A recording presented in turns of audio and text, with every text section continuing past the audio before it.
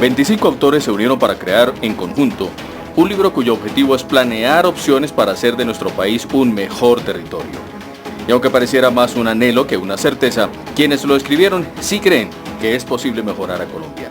Con 25 ideas para reparar el futuro, los escritores convergen que para que Colombia sea un país mejor, se debe lograr justicia social, democratización, paz, protección a la naturaleza y desarrollo económico.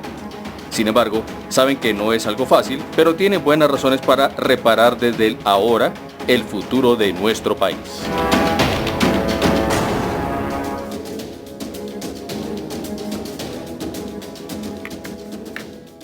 Bienvenidos a Semana en Vivo. Hoy tenemos un programa distinto, un programa con una serie de intelectuales que se reunieron afortunadamente en un libro.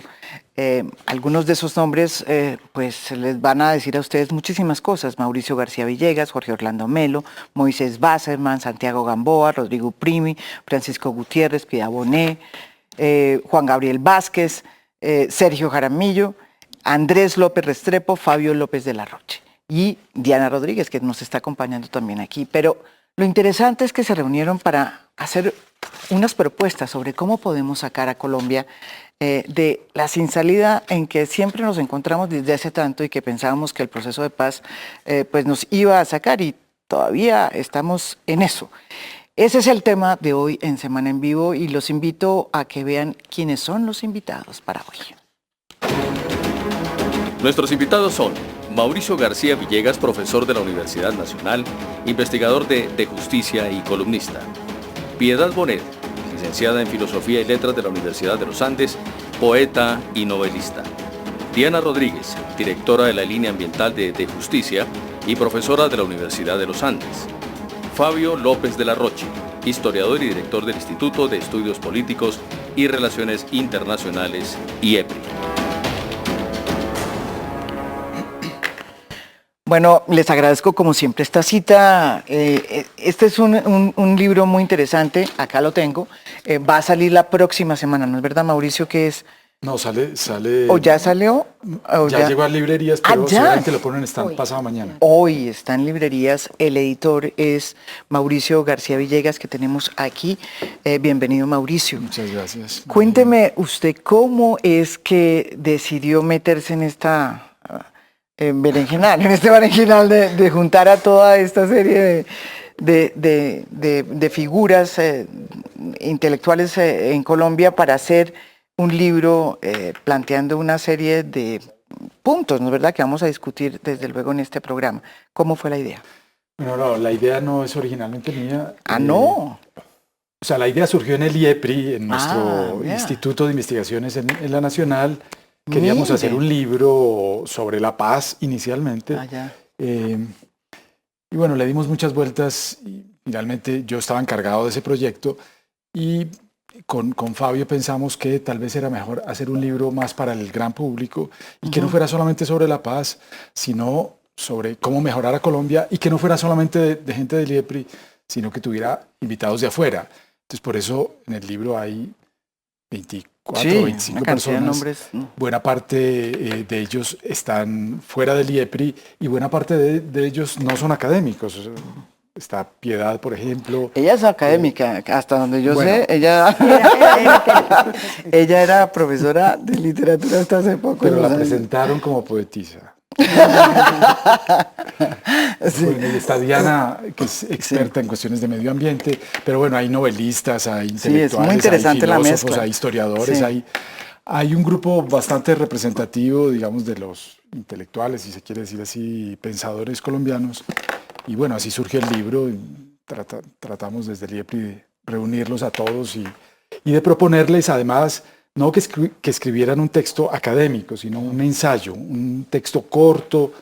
Yo propuse que fueran inicialmente 8 páginas, no siempre se cumplió la meta de 8 páginas, que fuera un ensayo. En buena parte yo quería que fuera algo incluso muy personal, sobre qué pensaba cada uno sobre esa pregunta del libro, cómo mejorar a Colombia. Usted pone en el prólogo del libro, que es un prólogo muy interesante, por lo demás, unos 10 puntos o 9 puntos, perdón, sobre los cuales son como los ejes alrededor de los... ¿Son 7, perdón? Son 7 puntos, perdón. Son 7 puntos sobre los cuales usted hace girar, digamos, esta premisa. ¿Cuáles son esos 7 puntos? Sí, digamos, el punto de partida de ese prólogo es algo así como que no hay una varita mágica. Los políticos suelen tener una varita mágica y decir, bueno, para resolver los problemas de Colombia lo que hay que resolver es tal cosa o tal, sí, máximo 2 cosas. Desafortunadamente, la realidad es más complicada que eso y son generalmente más de 2 cosas o más de una cosa. Entonces, yo lo que hago después de leer todos los textos es decir, bueno, en todos los 25 ensayos que hay en este libro, hay 7 ideas fundamentales. La primera idea es pues, resolver el problema de la guerra. No hay recetas para mejorar un país en guerra. Eso es lo primero que hay que hacer. Si seguimos en guerra, el tema de la mejoría de Colombia será aplazado. Y hay otros 6 puntos que están en el libro. Esto no quiere decir que cada uno de los autores aborde los 6 puntos. Quiere decir que en conjunto esos son los 6 puntos fundamentales. Entonces está, digamos, un punto económico, hay más o menos un consenso en la idea de que hay que crear una clase media más fuerte y resolver los problemas de enorme desigualdad que hay en Colombia. Segundo, hay que llevar el Estado a las regiones. La mitad del país no tiene Estado. Una cosa que es muy impresionante en el libro es la idea de que hay que mejorar el talante moral de los colombianos. Sí, ese es un tema también que es un tema de piedad, pero de muchos otros en el libro. Este libro se parece mucho a un libro que hicieron Jorge Orlando y Álvaro Tirado hace como 30 años, que se llama Colombia Hoy. Que de Colombia Hoy, que fue texto de todos nosotros en la universidad, los que ya tenemos nuestra edad. Claro, y la gran... Esa fue mi texto, sí, el texto obligado a las universidades. Que era una idea parecida. Muy parecida. A mí me gustaría que usted hiciera un programa con Álvaro Tirado y con Jorge Orlando. Y con Jorge Orlando, ¿sabe que voy a hacerlo? Es esto, sí. Y comparando estos 2 libros con 30 o yo no sé cuántos años de diferencia. Sí, sí, sí. Una de las especificidades de este libro en relación con aquel es que aquí se habla mucho de sentimientos morales y de la necesidad de mejorar la reciprocidad y la empatía. El y de resolver social, los conflictos de manera pacífica. Muchos artículos usted también trabaja mucho eso. Tienen ese abordaje. Hay otros temas, la educación pública y la educación en general hay que mejorarla. El tema del medio ambiente, de Diana, que es un drama, es un desafío no solamente colombiano, sino de muchos otros países. Bueno, no sé si los he mencionado todos, pero creo que se me queda 1 o 2 en el tintero, ya me acordaré. Bueno, Piedad, ¿usted cómo llegó a este proyecto? Y usted, en lo que he podido leer de usted, de su presentación en esta participación, trabaja el tema de emociones y violencia en el posconflicto colombiano. ¿Qué es lo que usted abordó? Pues, ¿por qué se metió en eso? Mauricio me invitó a hablar desde cualquier punto de vista.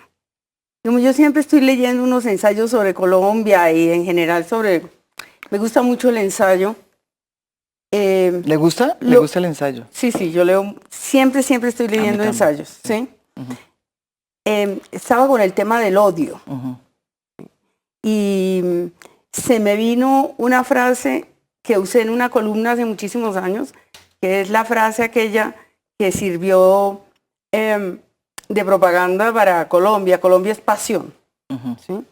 Que siempre me pareció que era una frase muy verdadera y muy mala para usar como eslogan para definir un país. Porque precisamente creo que lo que nos sobra es pasión.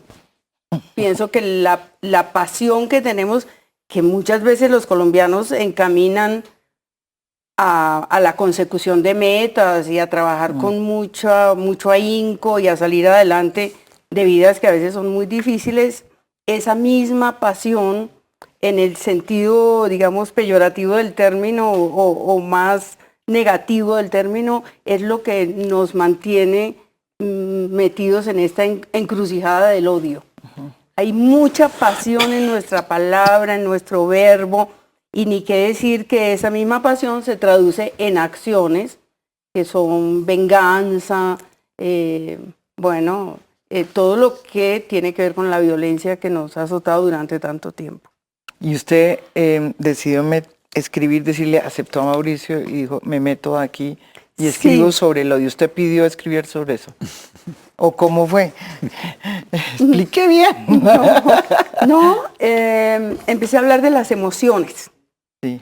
Porque yo creo que ahora estamos todos muy preocupados por lo que pasa en las redes sociales, por esa virulencia terrible, por esas amenazas latentes. Acababa de pasar lo de Timochenko en la zona cafetera, luego pasó lo de Petro. En Cúcuta. Sí, entonces esa incapacidad de hablar, dialogar, concertar, oír, conciliar, perdonar, es decir, esa belicosidad permanente de esta sociedad me toca mucho ese tema, me intranquiliza, ¿no? Y bueno, por ahí fue que me fui. Y ahí se fue. Y usted está además escribiendo me estaba comentando ahorita, está escribiendo una cosa sobre el odio. Sí, estoy escribiendo para la Universidad Nacional, para la revista del Jardín de Freud. Me hicieron esa invitación y yo a veces me dejo tentar por esas cosas. Y porque son el pretexto para aprender mucho. Entonces estoy leyendo todo tipo de libros, incluso sobre la mentalidad del genocida. En este momento estoy leyendo sobre la mentalidad del genocida, qué es un genocidio, qué es una exterminación sistemática, cuáles son las diferencias de esos términos. Entonces, nada, como que se me van conectando los temas, además con la literatura que voy leyendo también. Y yo ya, para pasarle aquí la palabra a Diana, yo quería preguntarle, ¿por qué falta empatía en esta sociedad? ¿Qué es lo que nos está pasando en esa incapacidad de tener empatía por el otro? Yo creo que nos deterioró mucho esta guerra, moralmente nos deterioró. Veo ahora la reacción de Ecuador frente a la muerte de sus periodistas, que es de escándalo, consternación, indignación, casi que la pataleta que tuvo el presidente que nos sacó de allá para las conversaciones. Eso muestra la sensibilidad de ese país, ¿no? De un país que no ha estado sometido por años y años y años a esta guerra en nuestras narices. Entonces yo creo que ver masacres todos los días, ver injusticia, al lado de eso se le suma la corrupción, eso va minando el espíritu, nos va convirtiendo, yo creo que en seres muy grises, ¿no? Donde la empatía y la conmiseración por el otro desaparece, se difumina. Nos decimos un país cristiano, pero creo que aquí muy poco funciona aquello de la compasión, ¿sí? Estar con el otro. ¿Y usted cree que es una de las mejores maneras de mejorar a Colombia es establecer otra vez esas empatías y esa sensibilidad perdida? ¿Cómo se establece eso? Sí, también he estado reflexionando sobre eso y eso tiene que volver a construirse en la escuela. Es en la escuela donde tenemos que aprender la tolerancia, la aceptación de lo distinto, la posibilidad de reconciliación. Es en los niños, yo creo, donde hay que construir ese tejido solidario que Colombia perdió hace tiempo. Pero yo quisiera decir, digamos, tampoco hay que resolver ese problema de la pérdida de los valores recuperando unos valores que eran propios de una sociedad tradicional que ya no existe. Eso es otro engaño, y otro engaño muy frecuente en el debate político nacional hoy en día, que es una ecuación demasiado simple. Entonces se dice, hace 50 años había mucho más armonía de los valores, había mucho más consenso, en fin. Hoy en día no, hoy en día nos peleamos por todo y los sentimientos morales se han deteriorado mucho. Entonces la solución es recuperar estos valores de allá. Pero es que la sociedad ha cambiado mucho, es una sociedad mucho más pluralista, mucho más diversa, mucho más compleja. Entonces no es cuestión de recuperar estos valores, es cuestión, como dice Piedad, de construir una ética desde la infancia, una ética propia de una sociedad contemporánea como es esta. ¿Y eso se puede hacer en guerra? No, eso es muy difícil hacerlo en guerra. Eso hay que hacerlo con la educación. Digamos. Una de las cosas que aparece transversalmente en muchos de los textos de este libro es el tema de la educación. Yo creo que ese es uno de los Pero ahí graves. hemos avanzado mucho. Hemos avanzado, pero no lo suficiente. Hemos avanzado y hemos empeorado en algunas cosas. ¿En Hemos qué avanzado sentido? en cobertura, En cobertura. por ejemplo. No en calidad, es No en calidad en algunos segmentos. Yo lo que creo que hemos empeorado mucho, en lo que creo que hemos empeorado mucho, es en la construcción de una especie de apartheid educativo, en donde cada vez más los ricos estudian con los ricos, con una educación de calidad, y las clases medias, bajas y bajas estudian por su lado, juntos y con una educación de menos calidad. Esa segregación es muy perjudicial para la construcción de sentimientos ciudadanos, de sentimientos de comunidad y de tolerancia. Usted decía una cosa interesante en su prólogo, decía, somos buenos patriotas los colombianos, pero no buenos ciudadanos. Ah, sí, el patriotismo es un sentimiento. Es que los sentimientos fuertes como el patriotismo son sentimientos, como el patriotismo o los sentimientos religiosos, son sentimientos para los cuales los colombianos somos muy buenos. Pero el sentimiento ciudadano, que es un sentimiento mucho menos pasional, de mínimos y de entendimiento y de reciprocidad y de cultura en el espacio público, son sentimientos escasos en Colombia, y yo creo que es una de las tareas que hay que construir es ese. Quisiera ahí meter un poquito la cucharada para decir, somos muy buenos para el melodrama. Por eso nos gusta el patriotismo, la mano. La aquí. mano aquí, ¿cierto? Todos esos rituales que son como muy melodramáticos. Pero el respeto por el otro en la cosa pequeña, como dice Mauricio, eso no, porque eso no tiene como gracia, ¿no? Eso no, sí, eso no mueve las multitudes. Sí, es una ética de máximos que siempre se incumple, pero la ética de mínimos, de relación con el otro indiferente que no pertenece ni a nuestra familia, ni a nuestro grupo de trabajo, ni es nuestro amigo, ni nada, sino al otro, eso es más difícil de cumplir. Diana, usted también está en este proyecto, en este libro de cómo mejorar a Colombia, y usted obviamente tiene su campo de experiencia, medio ambiente y futuro en Colombia. Una de las cosas que también está, creo que transversal, es el tema de la sostenibilidad del país y la importancia que hay en el tema de preservar, ¿no es verdad?, el medio ambiente, que es el futuro también de un país. ¿Cuál fue su aproximación en ese caso? A ver, uno de los puntos de partida, yo creo que hoy, si volvemos al libro que hablábamos de Colombia hoy, publicado hace 30 años, claro, todos y hoy, lo tenemos. Sí. Me atrevo a pensar que en Colombia hoy no había un capítulo No. ambiental, ¿no? Hace 30 años no entendíamos que era un tema tan central, no lo veíamos, además, como un punto en donde confluyen todos los temas que han usado, el tema del odio, el tema de la cultura, el tema de la educación. Pero además yo creo que cobra particular importancia para el tema que tocan varios de los autores, y es la paz. De hecho, sin duda, no hay ninguna de estas ideas funciona sin una Colombia en paz. Pero si no tenemos una Colombia en paz con el medio ambiente, vamos a caer en otro conflicto. O sea, vamos a tener una sustitución de conflictos y pasar de un conflicto armado a un conflicto con la naturaleza.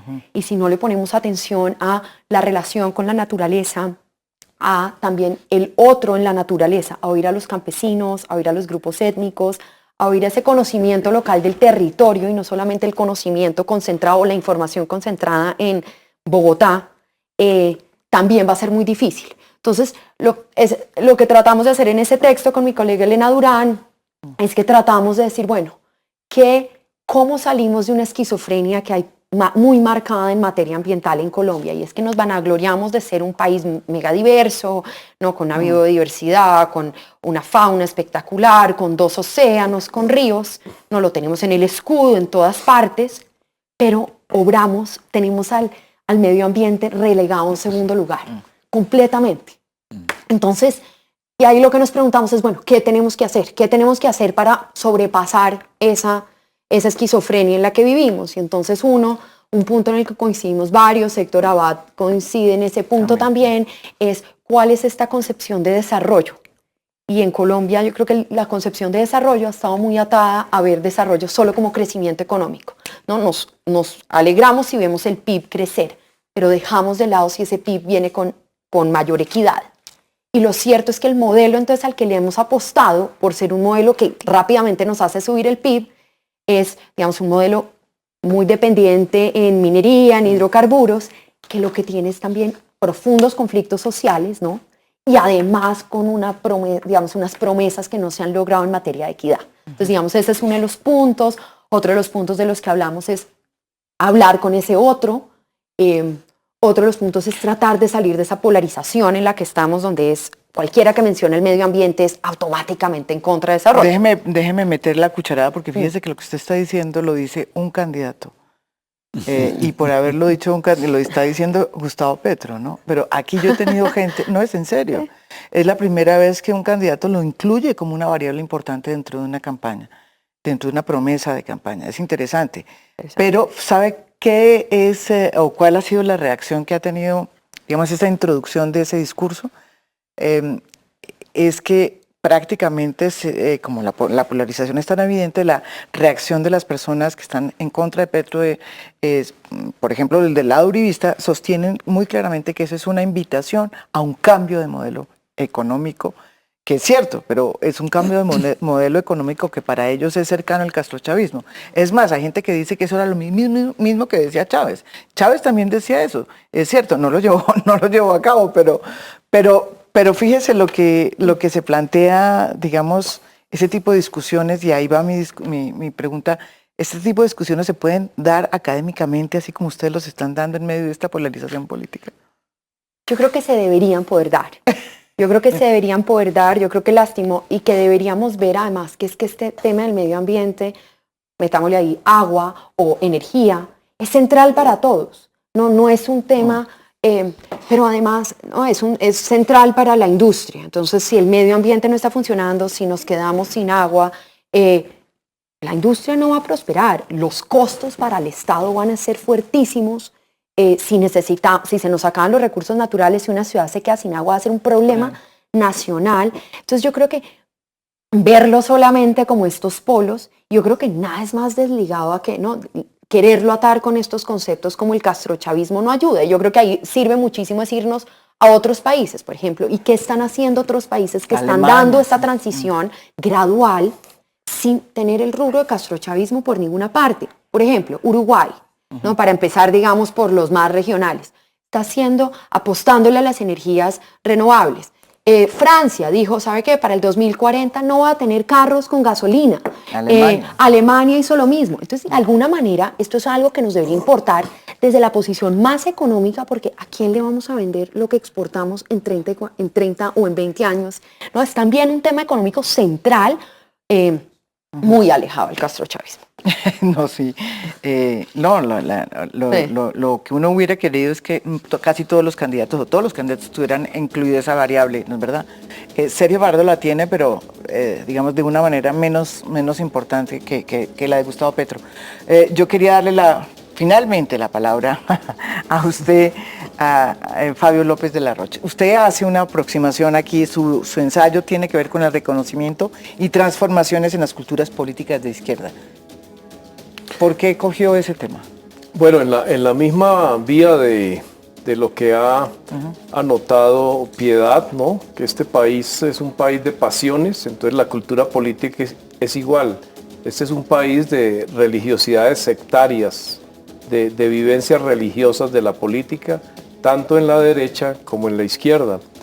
Y estoy totalmente de acuerdo también con Piedad, pues este conflicto ha degradado tremendamente la valoración de la vida, ha exacerbado nuestra crisis humanitaria y los odios, los espíritus de retaliación y bueno, y nos llegan las redes sociales con este facilismo y nos llegan los memes como unidades de información mimética con toda esa capacidad seductora hacia consignas facilistas. Entonces, tenemos un gran problema de una tradición de intolerancia y eso aplica en cómo se ve a la izquierda y en cómo la misma izquierda concibe la política y la acción política. ¿Usted cree que este país está preparado para un movimiento de izquierda fuerte, exitoso? Como, no, pues, por ejemplo, como el que Petro está abanderando. No, no está preparado porque el país sale muy derechizado de los 8 años de la experiencia uribista y ya tenía antes de eso pues toda una historia de anticomunismo, de antiizquierdismo. Ser de izquierda en Colombia durante muchos años es ser como el diablo con cola. Entonces no es la tradición que Ignacio Walker muestra en Chile, donde ser de izquierda era sinónimo de ser demócrata, o donde socialistas y comunistas simplemente ponían el 33% de los votos en las elecciones. Entonces nuestra historia es distinta y la guerra exacerba esas visiones. Si escuchamos los discursos de los candidatos presidenciales de la derecha hoy en Colombia, todos presentan un cuadro de la izquierda espantoso. La izquierda es la escoria, la izquierda es lo peor, izquierda igual FARC, ¿no? No hay matices. Y yo creo que lo que trato de mostrar en mi ensayo es, por un lado, los aportes de la izquierda a la modernización y a la democratización de la sociedad, en los estudios sobre la formación social colombiana, en el cineclubismo y el desarrollo de una cultura crítica, en la organización de la gente para la defensa de los derechos, en el magisterio, en el sindicalismo. Y la producción también sobre interpretativa de la realidad nacional. Digamos ese rostro de sensibilidad con los excluidos, de preocupación por la desigualdad y por la justicia social. Pero también en la segunda parte pues abordo los temas que no le gusta a la izquierda abordar, ¿no? Los temas que por lo demás va a tener que abordar la Comisión de Esclarecimiento de la Verdad, ¿no? La relación con la lucha armada y la polarización de la sociedad, cómo el marxismo se vuelve una verdad revelada, los problemas de esa relación con la verdad, ¿no? Justamente porque el problema de las distintas vertientes políticas en Colombia es esa relación con la verdad, ¿no? Como si la verdad fuera una cosa que se puede ya agarrar definitivamente y ya, tengo la verdad y puedo hablar desde ella, ¿no? Creo que tanto a la derecha como a la izquierda le pasa eso. Y otras cosas que hay que abordar, ¿no?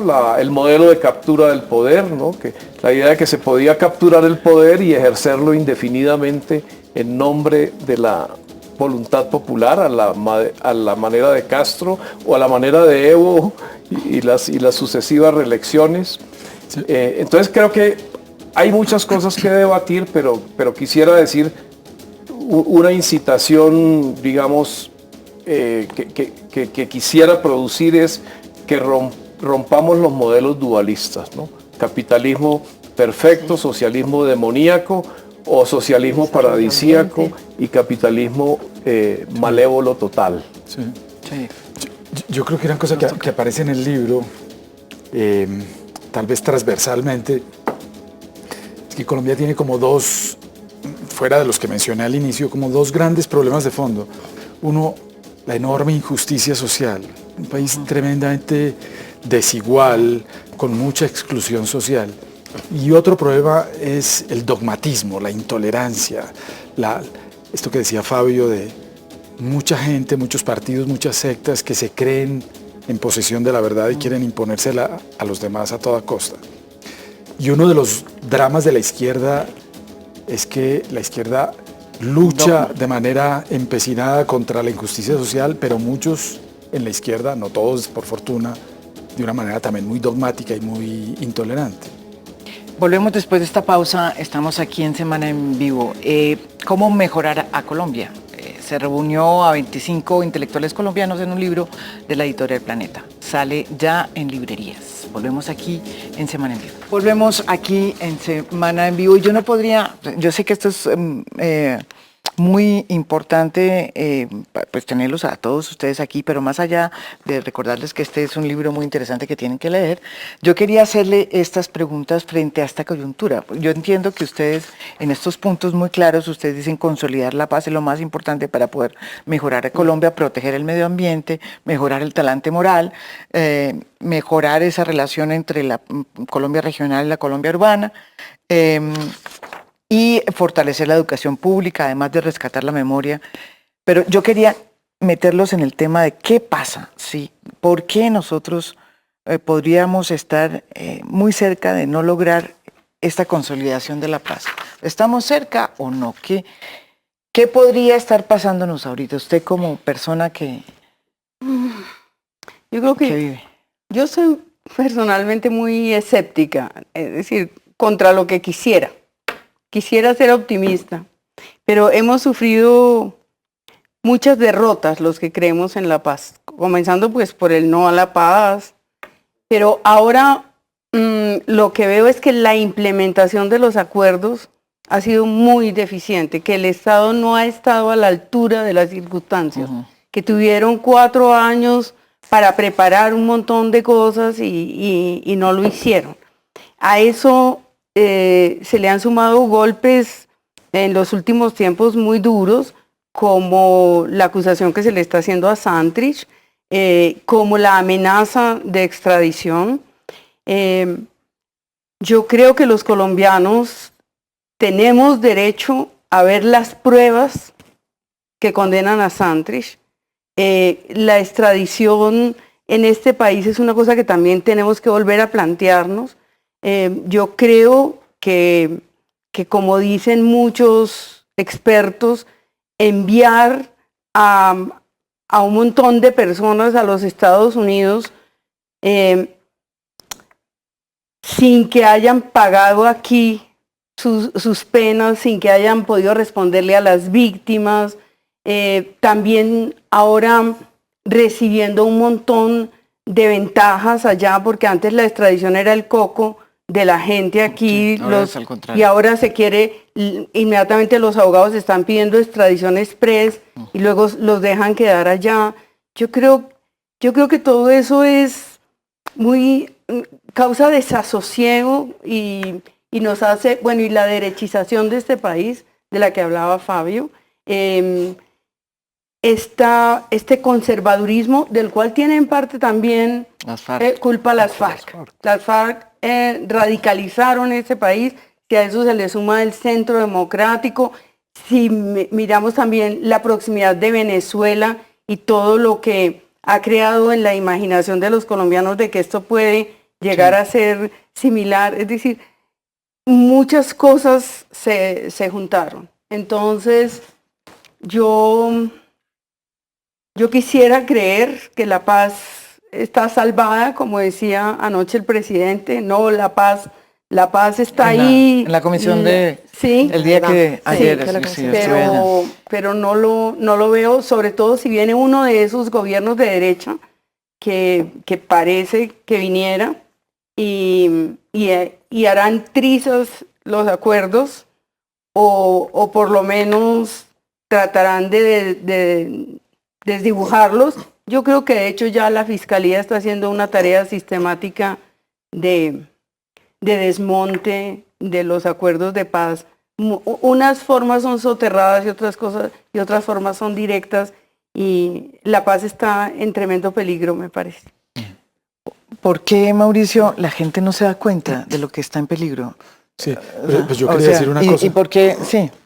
Yo quería decir una cosa antes, para que los televidentes tengan una idea clara de qué es el libro. Sí. No le preguntamos a los autores qué creían que iba a pasar, o viendo las por eso, no es un libro, ya. o sea, no es una predicción del futuro en Colombia. No, eso no. La pregunta a los autores no es un libro de autoayuda. ¿Cómo dice?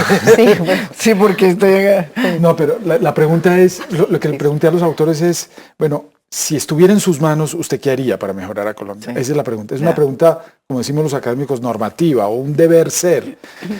Pero eso significa, pues, que es muy posible que no lo hagan. Y es muy posible que volvamos al eterno retorno de este país, de guerras, procesos de paz, procesos de paz. El artículo inicial del libro es de Jorge Orlando Melo. Sí. Y es muy interesante a ese respecto. Y ese... digamos, hace un recuento de todo lo que pasa. Mostrar un poco en la historia de Colombia cómo, y esta no sería la primera vez que pase, en los procesos de paz nos enredamos y un proceso de paz es el nacimiento, da lugar a otra guerra y esa guerra finalmente conduce a un proceso de paz y así venimos desde la independencia, con una enorme incapacidad de mirar, digamos, el interés general y lo que realmente nos conviene y de lograr los acuerdos y los consensos necesarios para salir de ese pantanero. Pero fíjese que él, después de haber hecho, hablo de Jorge Orlando Melo, después de que hace toda su descripción de lo que nos pasó desde el siglo pasado, después de la guerra de los 1010 hasta acá, siglo antepasado, llega a una conclusión, y la conclusión es la siguiente. Dice, quizás hemos llegado a un punto en el que lo único que puede ayudar a cambiar en serio es cambiar las mentes, mejorar la educación y el acceso a la cultura.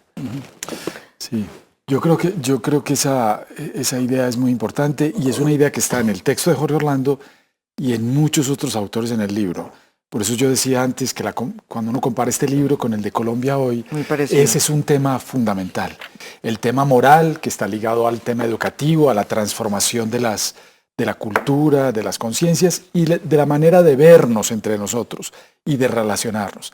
Es esa seguramente la solución para Colombia, el día que logremos tramitar nuestras diferencias de manera pacífica y no descalificar al otro de manera violenta y acudir a las armas para resolver estos problemas. Pero si usted cree que vamos para allá, que estamos buscando o sea, que tenemos la capacidad de llegar a lograr en medio de esta situación política gane Duque, en la que puede ganar Duque, lo más probable es que gane Duque. Es más, le hago la pregunta, ¿qué pasa si Duque gana frente a toda esta diagnóstico que ustedes hacen? Pues, digamos, como dije hace un momento, lo que menos tenemos en este libro es bolas de cristal para predecir el futuro. Ese ninguno de nosotros es experto en qué es lo que va a pasar. Es experto tal vez en qué es lo que debería pasar. Ahora, si usted me pregunta por Duque, yo creo que si sale elegido Duque, pues yo lo único que puedo decir es que no ayudaría mucho. Digamos que a mí me parece, con la poca posibilidad de predicción que tengo, capacidad de predicción que tengo, digamos que es el camino menos correcto o menos adecuado para ir en el sentido normativo de este libro. Es decir, para encauzarnos por la vía que estos autores, que estoy seguro que no son... No sé si algunos votarán por Duque o no. Este libro no trata de la coyuntura. No, este libro no habla de... Interesante es por eso. No, pues le hago también la pregunta, ¿y qué pasa si gana Petro? Es que es igual. No, tampoco es la mejor vía, yo creo. Tampoco es la mejor vía.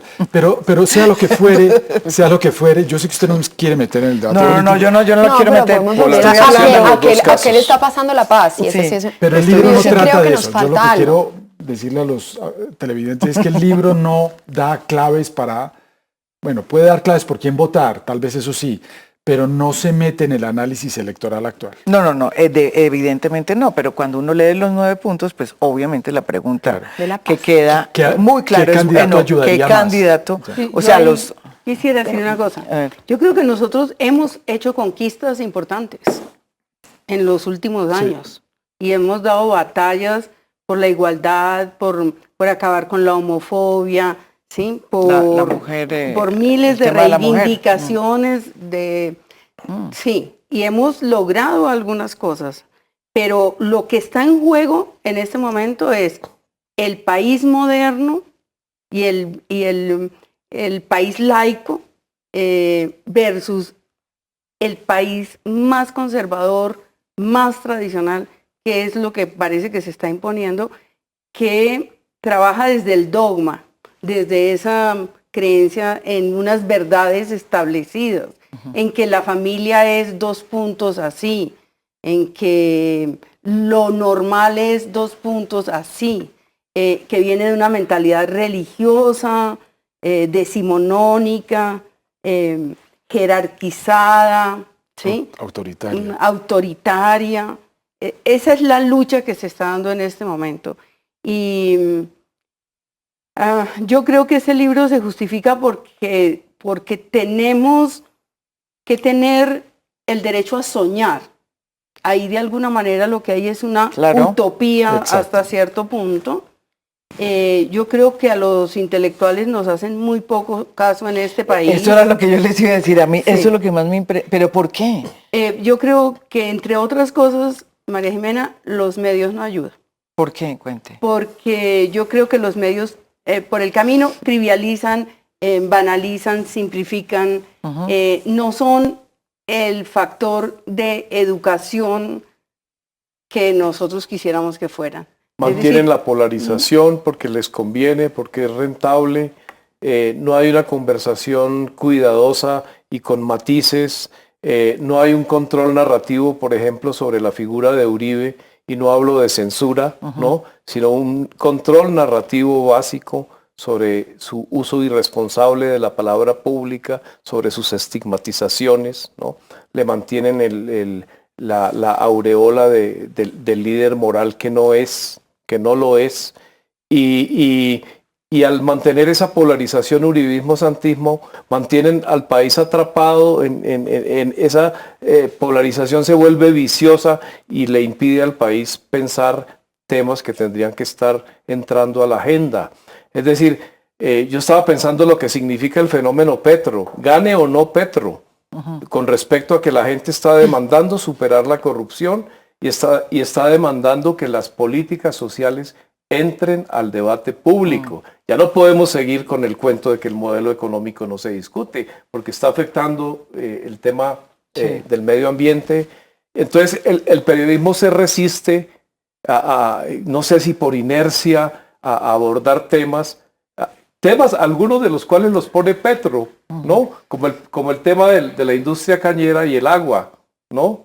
En eso han salido estudios de un profesor australiano muy respetado sobre lo que eso significa a mediano y largo plazo para un agua subterránea que ha tardado siglos en acumularse, ¿no?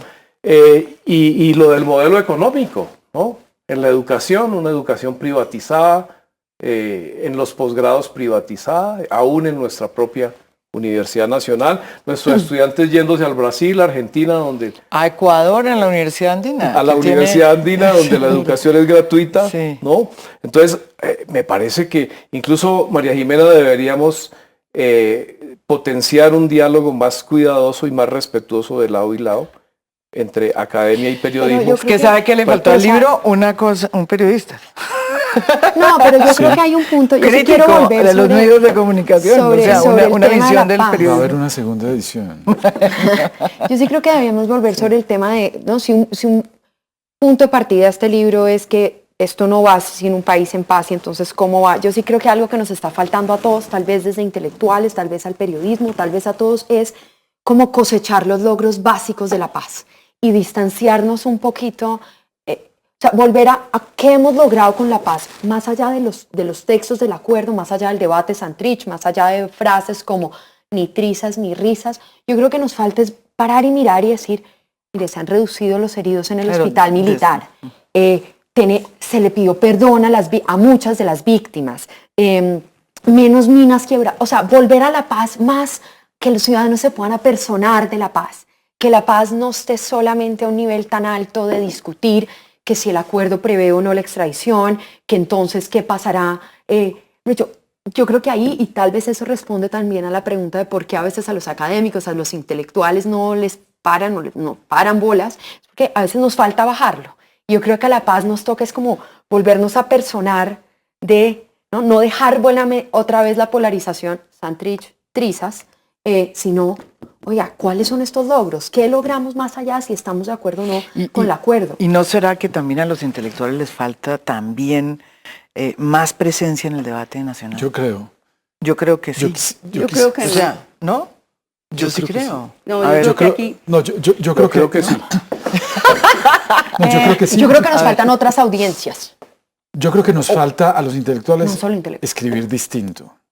Es que escribimos de una manera que la gente no nos entiende. En las universidades, dentro de las universidades, sí, hay una jerga petrificada que no comunica, pero nosotros tenemos acceso a los medios de comunicación en muy buena proporción. Yo creo que este país está lleno de intelectuales que escriben en los periódicos, que hablan en la radio, ¿sí? es verdad. En la radio menos. Pero en la prensa, en la prensa se manifiesta gente muy importante de este país que ha tenido experiencia, académicos de larga data, con muchos méritos. Yo lo que creo es que hay una brecha. Y que lo que la gente oye generalmente es el radio, ¿cierto? La radio. Y yo creo, me atrevo a decir que la radio es la que principalmente polariza, trivializa. Yo tengo serias reticencias con la manera como la radio comunica. Sí, pero la televisión también, y ahí tenemos uno de los canales comprometido con la mentira sobre el proceso de paz, con sistemática desinformación de sus audiencias, y en general la televisión, tal vez con excepción de Noticias 1 y de estos espacios periodísticos que También, no, no importa. pero digamos la falta de espacios periodísticos y el predominio de la información que Silvio Weisbord llama comercialista, ¿no? Es una información para vender mercancías y no para informar a fondo a la gente sobre los problemas nacionales. Yo creo que hacen falta espacios más elaborados. ¿Cuál debe ser el papel de los intelectuales en esta coyuntura tan especial, tan histórica para la sociedad colombiana? Yo quisiera decir algo, retomando algo que dijo Piedad hace un momento. Yo creo que este libro refleja un sueño. Pues, podría ser incluso muchos sueños, porque digamos, nosotros no nos reunimos antes a decir, bueno, esto no es un programa político. Cada uno sueña en su texto, en su pequeño ensayo, cómo debería ser Colombia. Pero este no es un sueño como suelen ser los sueños que han hecho tanto mal en Colombia. Este no es un sueño religioso, fundamentalista o maximalista, sino que esto es un sueño complejo. Es como decía algún autor mexicano, este es un sueño despierto, un sueño consciente de las complejidades del contexto, en fin. Entonces es un sueño matizado, pero es un sueño, es digamos lo que cada uno cree que puede ser el futuro de Colombia o cómo debería ser el futuro de Colombia si se hacen ciertas cosas, pero no es un sueño monolítico, unanimista, fundamentalista, sino que es un sueño con todas sus complejidades. Es como soñar despiertos. Uh-huh. Y yo creo que ese es el papel de los intelectuales. Jalar. Ahora, yo creo que... Jalar y yo a creo la que, sociedad. Y yo creo que tiene que ver con otra cosa que está en el libro. Y es que estos intelectuales que hay aquí, me parece a mí, son intelectuales conscientes de esa complejidad. Entonces, hay muchos de estos textos, yo creo que la grandísima mayoría, que son como respetuosos o incluso receptivos de las ciencias naturales, de las estadísticas, de la ingeniería y de una visión mucho más compleja y comprensiva de las ciencias sociales y de la intelectualidad para entender esa realidad. No es ese sueño de los intelectuales decimonónicos que pensaban en una sociedad monolítica e imposible de alcanzar. No, este es un sueño complejo no para una sociedad maximalista, sino para una sociedad, digamos, estable, decente, democrática, tolerante, en fin, pero no para una sociedad ideal. Ya. Yo también, yo creo que aparte de hablar y de provocar, de buscar nuevas ideas y utopías, como lo decía Mauricio, yo creo que otro papel de los intelectuales es dar voz a otros actores que no tienen los mismos accesos a los medios de comunicación. De hecho, dar voces y mostrar realidades de un país complejo. Yo creo que esa es además una responsabilidad de los intelectuales. Y yo creo que en estos, y también yo creo que sobre todo eso, yo creo que entre dar voces y eso también un papel del periodismo. Ahí creo que el periodismo y los intelectuales pueden compartir ese papel de maneras distintas, pero sí obligándonos a ampliar esas voces, ampliar las narrativas que dominan. Y esto que decía Fabio, que la verdad en mayúsculas no es algo tan fácil.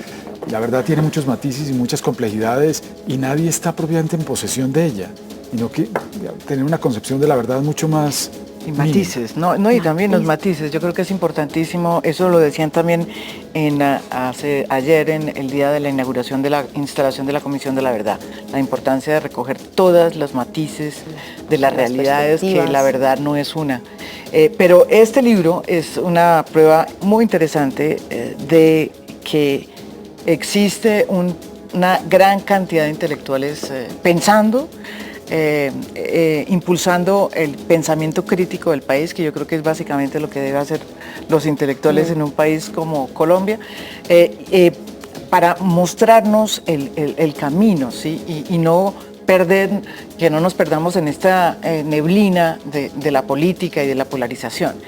Por eso es muy importante este libro, yo lo recomiendo, me he leído no todos, por lo menos cuatro o cinco de los ensayos, y lo recomiendo. Cómo mejorar a Colombia. Les agradezco mucho, se nos acabó el tiempo, pero vamos a hacer de pronto en la semana entrante también, vamos a traer a otros, voy a traer a Jorge Orlando y a Tirado, profesores, los dos profesores. Sí. Y el miércoles hay un evento de lanzamiento en el Gimnasio Moderno. Miércoles se lanza este libro en el Gimnasio Moderno. ¿A qué horas? A las 6:30. A las 6:30 se lanza este. Y haremos un lanzamiento también en la Universidad Nacional el 21. El lunes 21 vamos a estar en el segundo piso de del León de Grave, en el campus, ya en una conversación más con una buena cantidad de los autores. Bueno, muchísimas gracias y los espero mañana con otro tema de interés nacional. Este es un programa, una invitación a la reflexión, más que un debate. No siempre tenemos que estar peleando aquí en Semana en Vivo. Muchísimas gracias a ustedes por este momento de reflexión y los espero mañana con otro tema de interés nacional. Muy buenas noches.